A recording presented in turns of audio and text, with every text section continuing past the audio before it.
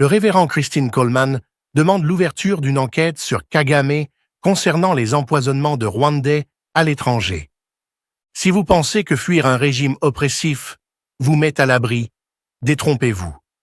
Des familles rwandaises exilées meurent dans des circonstances terrifiantes, et personne n'en parle. Imaginez, vous avez tout laissé derrière vous, votre maison, votre pays, votre vie, pour échapper à un dictateur impitoyable. Vous arrivez en Europe, aux États-Unis ou au Canada, pensant enfin respirer librement. Mais un jour, un proche, un jeune professionnel, un étudiant brillant, se plaint de douleurs à l'estomac. Quelques jours plus tard, ses organes lâchent et il est mort. Coïncidence? Pas selon des dizaines de familles rwandaises qui pointent du doigt le régime de Paul Kagame. Aujourd'hui, je vous emmène dans une enquête glaçante sur ce que certains appellent une campagne d'empoisonnement transnationale. Quels sont les signes? Qui est derrière ça? Et pourquoi le monde reste-t-il silencieux?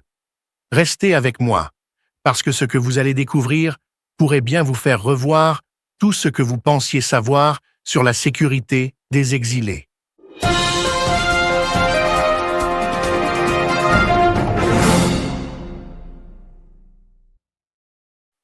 Tout commence avec un message troublant publié sur les réseaux sociaux par le révérend Christine Coleman. Sur X et Facebook, elle lance un cri d'alarme. Des Rwandais vivant à l'étranger perdent leurs proches dans des conditions suspectes. Elle parle de familles qui ont fui le Rwanda pour échapper à ce qu'elle appelle le maléfique Kagame. Ces familles, installées loin de leur pays natal, croyaient avoir trouvé la paix. Mais selon Coleman, elles sont aujourd'hui frappées par une vague de morts mystérieuse, et pas n'importe lesquelles. Des jeunes, étudiants, professionnels prometteurs, souvent liés à des parents critiques du gouvernement rwandais. Le mode opératoire, toujours le même. Une douleur aiguë à l'estomac, suivie d'une défaillance rapide des organes. En 3 ou 4 jours, la victime est partie. Pas de traces évidentes, pas d'explication claire. Juste un silence pesant. Prenons l'exemple d'Anne Rwigara, une jeune femme citée par Coleman. Anne venait d'une famille connue pour son opposition au régime de Kagame. Sa sœur, Diane Rwigara, avait osé défier le président lors d'une élection en 2017. Résultat, harcèlement, arrestation et une pression constante sur la famille. Anne, elle, vivait à l'étranger, loin de tout ça. Du moins, c'est ce qu'elle pensait. Jusqu'au jour où elle a commencé à se plaindre de douleurs abdominales. Quelques jours plus tard, elle était morte. Officiellement, une cause naturelle. Mais pour sa famille, c'est autre chose. Un assassinat ciblé, orchestré depuis Kigali. Et Anne n'est pas un cas isolé. Coleman affirme que des dizaines de familles rapportent des histoires similaires. Des étudiants à l'université, des jeunes en début de carrière, tous fauchés brutalement, tous liés à des voix dissidentes. Alors, pourquoi devrait-on s'en préoccuper? Parce que si ces allégations sont vraies, elles révèlent une menace bien plus large que ce qu'on imagine. On ne parle pas juste de règlements de comptes locaux. On parle d'un régime qui, selon ses familles, étend ses griffes à travers les continents pour réduire au silence ceux qui osent le critiquer. C'est une accusation grave, et elle soulève une question brûlante. Comment un gouvernement peut-il traquer et éliminer ses opposants à des milliers de kilomètres sous le nez des démocraties occidentales?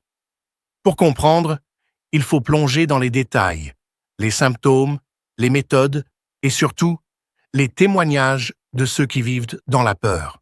Commençons par les symptômes, parce que c'est là que tout devient vraiment étrange. Selon Coleman, chaque victime suit le même schéma. Tout débute avec une douleur à l'estomac, rien d'alarmant au départ, juste assez pour penser à une mauvaise digestion. Mais en quelques heures, ça s'aggrave. La douleur devient insupportable, et bientôt, les organes commencent à céder. Le foie, les reins, le cœur, tout s'effondre comme une rangée de dominos. En 3 ou 4 jours, c'est fini. Pas de fièvre prolongée, pas de signes extérieurs évidents comme des éruptions ou des saignements. Juste une mort rapide et discrète. Ça vous rappelle quelque chose? Peut-être les affaires d'empoisonnement russe, pensez à Navalny ou aux exilés ciblés par le Kremlin. Mais ici, on parle du Rwanda, un petit pays d'Afrique centrale qu'on associe plus souvent à son passé génocidaire qu'à des opérations secrètes à l'étranger. Ces symptômes ne sont pas anodins. Ils évoquent des poisons sophistiqués, des substances qui attaquent le système interne sans laisser de traces flagrantes. Des experts en toxicologie diraient que ça ressemble à des agents comme le thallium ou certains neurotoxiques, inodores, insipides et quasi indétectables sans test spécialisé. Mais voilà le hic. Dans la plupart des cas signalés par Coleman, aucune autopsie approfondie n'est réalisée. Pourquoi? Parce que les décès passent souvent pour naturels. Une jeune personne en bonne santé qui s'effondre soudainement, ça choque. Mais ça ne déclenche pas toujours une enquête criminelle. Surtout pas dans des pays où les autorités locales n'ont aucune raison de suspecter un lien avec un gouvernement étranger. Et pourtant, les familles, elles, n'ont aucun doute. Elles décrivent un pattern. Les victimes ne sont pas choisies au hasard. Ce sont des fils, des filles, des frères de ceux qui ont publiquement critiqué Kagame ou son parti, le Front patriotique rwandais. Prenez Diane Rwigara, par exemple. Après sa candidature avortée en 2017, elle a été emprisonnée, puis libérée sous pression internationale. Mais le message était clair. Défier Kagame a un prix. Et ce prix, selon certains, s'étend bien au-delà des frontières rwandaises. Les exilés qui continuent à parler, que ce soit dans des manifestations, sur les réseaux sociaux ou dans des interviews, deviennent des cibles. Et si eux-mêmes sont hors de portée, leurs proches, plus vulnérables, paient à leur place. Mais comment ça marcherait? Concrètement, Coleman a une théorie, et elle est terrifiante. Elle pointe du doigt ce qu'elle appelle des escadrons de la mort, des agents rwandais opérant à l'étranger. Ces agents, dit-elle, s'appuient sur un réseau bien organisé. Les ambassades rwandaises, les communautés de la diaspora loyale au régime, et même des intermédiaires recrutés avec de l'argent. Elle fait une distinction nette entre les vrais réfugiés, ceux qui ont fui pour de bon, coupant tout lien avec le Rwanda, et ceux qu'elle accuse d'être des faux-semblants.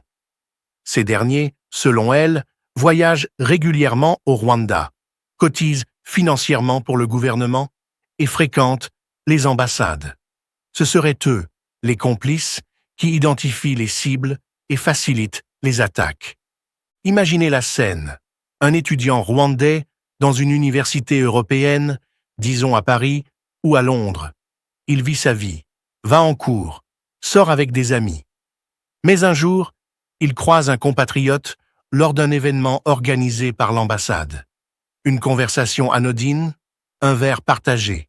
Quelques jours plus tard, il est malade et bientôt mort. Pour Coleman, ce n'est pas de la fiction.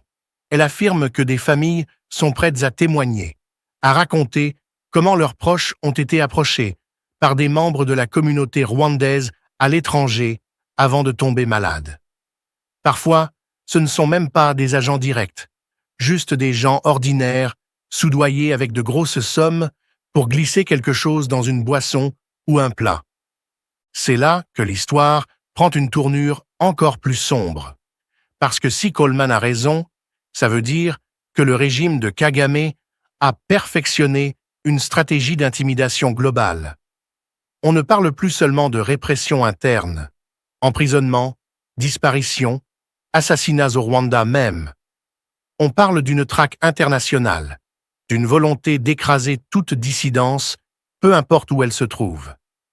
Et les chiffres donnent le vertige. Human Rights Watch dans un rapport de 2023, a documenté des cas de répression transnationale rwandaise, des meurtres, des enlèvements, des agressions dans des pays comme l'Afrique du Sud, la Belgique ou encore le Canada. Mais l'empoisonnement, c'est une étape encore plus insidieuse, parce qu'elle laisse peu de preuves. Alors, pourquoi le monde ne réagit-il pas? C'est la grande question, et elle nous amène au cœur du problème. Kagame a bâti une image soigneusement polie à l'international. Après le génocide de 1994, où plus de 800 000 personnes ont été massacrées, il a pris le pouvoir et transformé le Rwanda en modèle de développement. Routes impeccables, croissance économique, stabilité apparente, sur le papier, c'est une success story. Les Occidentaux adorent ça. Ils ferment les yeux sur les élections truquées, les opposants qui disparaissent, les rapports d'ONG qui sonnent l'alarme. Pourquoi gâcher une belle histoire avec des accusations gênantes? Surtout quand le Rwanda est un allié stratégique dans une région instable et que ses soldats participent à des missions de paix en Afrique. Mais cette façade a un coût, et ce sont les exilés qui le paient. Coleman insiste. Ces familles ne veulent pas juste pleurer leur mort. Elles veulent des enquêtes.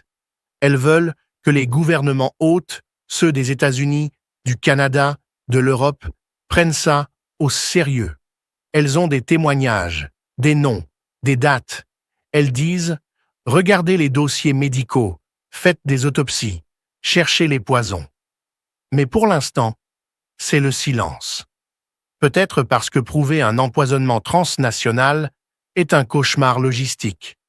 Peut-être parce que personne ne veut froisser Kigali.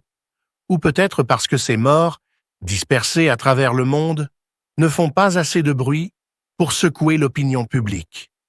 Explorons maintenant les deux côtés de la médaille. D'un côté, les accusations de Coleman sont explosives, mais elles ne viennent pas de nulle part. Des rapports crédibles, comme ceux de Human Rights Watch ou de Freedom House, ont déjà établi que le Rwanda pratique la répression transnationale. Des opposants ont été tués. Pensez à Patrick Karegeya, étranglé dans un hôtel en Afrique du Sud, en 2014. D'autres ont été enlevés ou menacés. L'idée que Kagame utilise des agents à l'étranger n'est pas nouvelle. Et l'empoisonnement, ce ne serait pas une première dans l'histoire des régimes autoritaires. La Russie l'a fait avec le polonium, le Novichok. Pourquoi pas le Rwanda avec quelque chose de plus discret? Mais de l'autre côté, il faut être prudent. Sans preuves concrètes, des analyses toxicologiques, des aveux d'agents, des documents interceptés, tout ça reste spéculatif. Le gouvernement rwandais, lui, rejette ces accusations en bloc. Yolande Makolo, porte-parole de Kagame, a déjà qualifié ce genre d'allégations de insultantes, vantant les progrès du Rwanda post-génocide.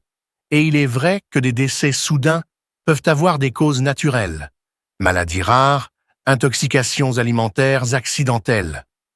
Accuser un régime d'empoisonnement sans preuves solides, c'est risquer de tomber dans le complotisme. Pourtant, quand le même schéma se répète, encore et encore, avec les mêmes profils de victimes, difficile de ne pas se poser de questions. Et si on creuse plus loin? Imaginons que ce soit vrai. Comment Kagame s'y prendrait-il?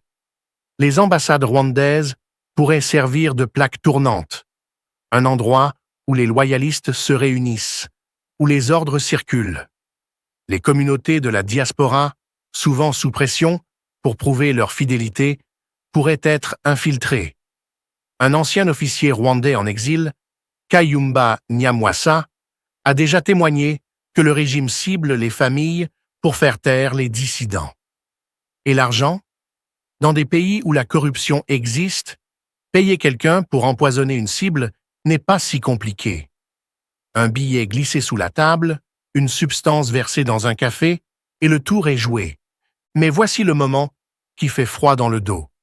Si Coleman dit vrai, le vrai scandale, n'est pas seulement que Kagame tue à distance, c'est qu'il le fait en toute impunité. Prenons un instant pour réaliser: des jeunes meurent, des familles pleurent, et pourtant, aucun gouvernement n'a lancé d'enquête sérieuse. Pas d'Interpol mobilisé, pas de commissions internationales. Rien. Pourquoi? Parce que le Rwanda est petit? Parce que les victimes sont des exilés, pas des citoyens locaux? Ou parce que l'Occident a trop investi dans l'image de Kagame pour la remettre en cause? C'est ça, le climax de cette histoire. Une injustice criante, cachée sous un voile de silence diplomatique. Alors, qu'est-ce qu'on fait avec tout ça?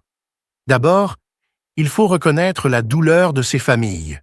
Elles ne demandent pas la lune, juste qu'on écoute leurs histoires, qu'on examine les faits.